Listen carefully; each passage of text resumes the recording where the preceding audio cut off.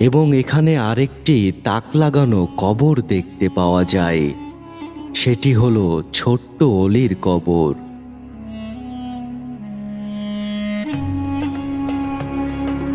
এই মাজারে আরো 7 জন অলি শুয়ে আছেন।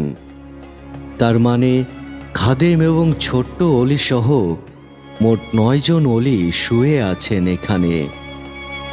এখানে সব অলি অলৌকিক ক্ষমতার অধিকারী ছিলেন। এক একজন এক এক দক্ষতা সম্পূর্ণ অলি ছিলেন।